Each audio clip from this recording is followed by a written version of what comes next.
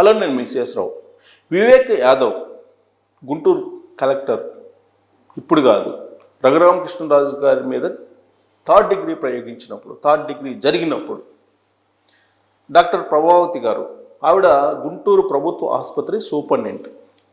ఇప్పుడు వీళ్ళిద్దరూ ఏం చేశారు? ఆ రోజున రఘురామకృష్ణరాజు గారి మీద థర్డ్ డిగ్రీ ప్రయోగించినప్పుడు సిఐడి పోలీసులు ఏం చేశారు వీళ్ళిద్దరూ అనే దాని మీద డౌట్స్ ఎక్స్ప్రెస్ చేస్తున్నారు.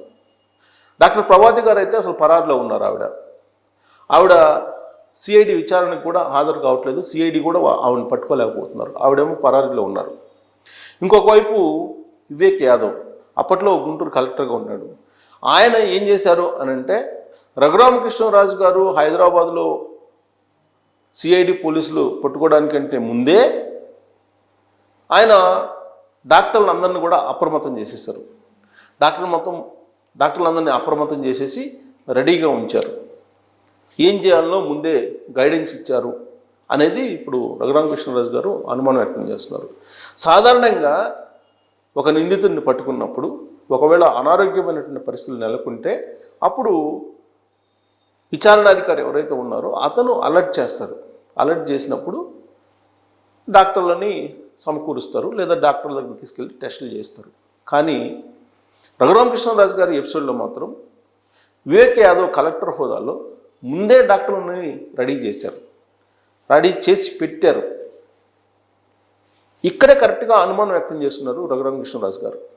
అసలు కలెక్టర్కి ఏం సంబంధం?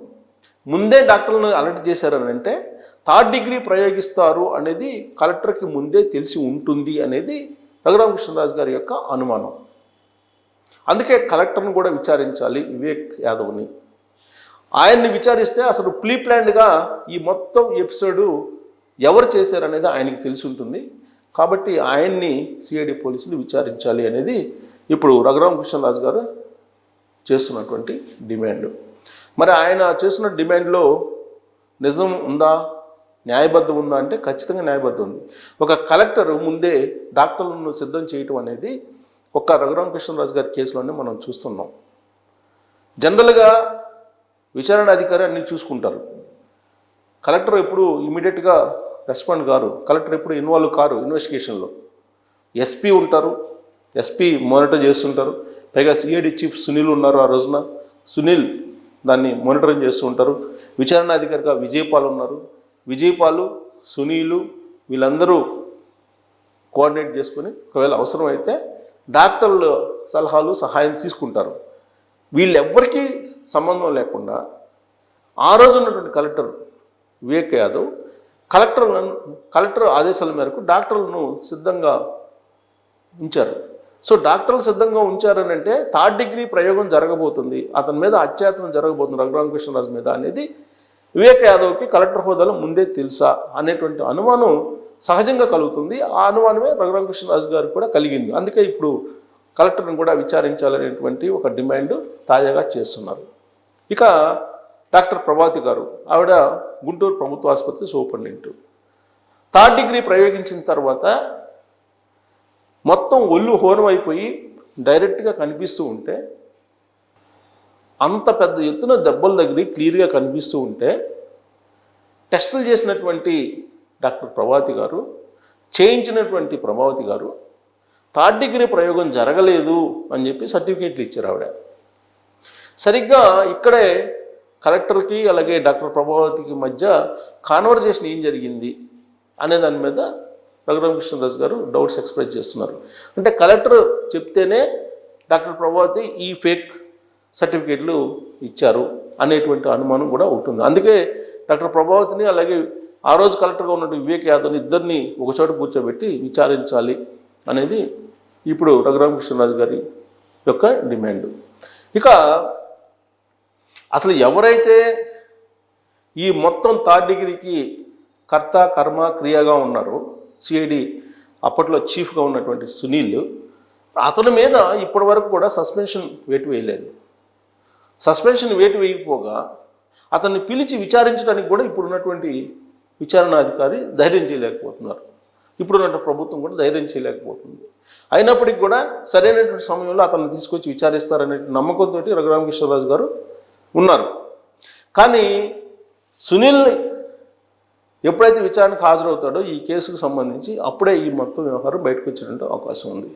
ఆ రోజున సిఐడి చీఫ్గా ఉన్నటువంటి సునీల్ అతని యొక్క వ్యవహారం కూలంకుషంగా తెలుసుకున్నారు రఘురామకృష్ణరాజు గారు.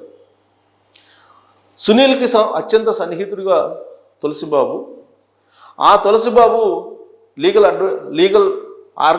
లీగల్ అడ్వైజర్గా తీసుకుంది సిఐడి అనేది ఒక అబద్ధాన్ని క్రియేట్ చేసేటువంటి ప్రయత్నంలో ఇప్పుడు సునీల్ అండ్ టీం ఉందని చెప్పి రఘురామకృష్ణరాజు గారు అనుమానిస్తున్నారు.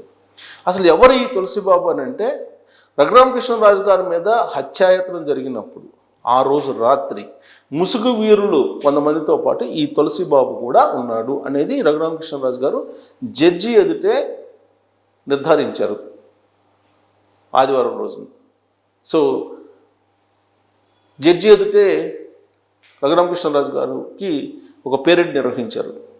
ఆ రోజు రాత్రి కొంతమంది వ్యక్తులు వచ్చారు, ఆయన ఛాతీ మీద కూర్చొని చంపేయడానికి ప్రయత్నం చేశారు. ఆ వ్యక్తి ఎవరు అనే దాని మీద అనుమానాలు వ్యక్తం చేస్తూ కొన్ని ఆనవాళ్ళు చెప్తే రఘురామకృష్ణరాజు గారు ఆ ఆనవాళ్ళకు సరిపోయినటువంటి ఒక 7గురిని పేరెడ్ పెట్టారు జైల్లో, గుంటూరు జైల్లో.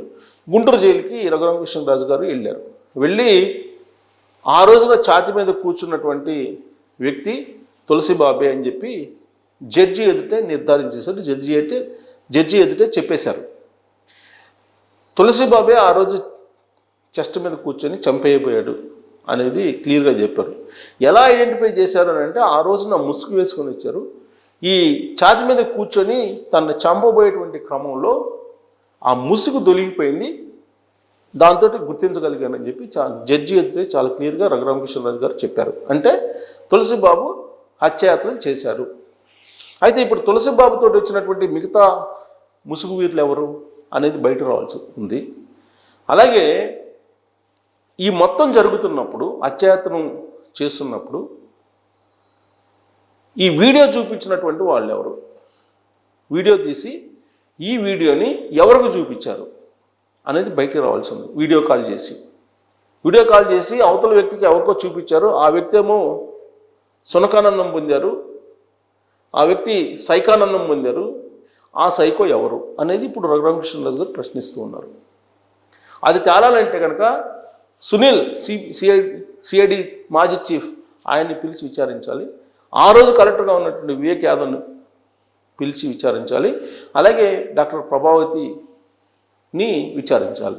వీళ్ళని విచారిస్తే కనుక పూర్తి సమాచారం వచ్చేటువంటి అవకాశం లేదు. ఇప్పటికే విజయపాల్ని విచారించారు, తులసిబాబుని విచారించారు. వాళ్ళ దగ్గర నుంచి పూర్తి స్థాయి సమాచారం అయితే రాలేదు, కొంతవరకు అయితే సమాచారం వచ్చిందని చెప్పి అంటున్నారు.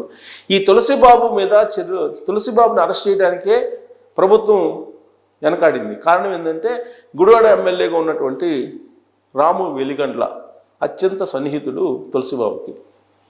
తులసిబాబు ద్వారా అనేక ఆర్థికపరమైనటువంటి లావాదేవీలు జరిపారు. అందుకే తులసిబాబుని అరెస్ట్ చేయడానికే ఇప్పుడున్నటువంటి ప్రభుత్వం ధైర్యం చేయలేకపోయింది. కొన్ని రోజుల పాటు ఆయన అరెస్ట్ చేయడానికి కూడా కొంచెం ఆలోచించింది అని. కానీ ఇప్పుడున్నటువంటి పరిస్థితుల్లో విచారణ సమయంలో ఇప్పుడు ఇమీడియట్గా ఇద్దరిని పిలిచి విచారించాల్సిన అవసరం ఉందని చెప్పి చెప్తున్నారు రఘురామకృష్ణరాజు గారు.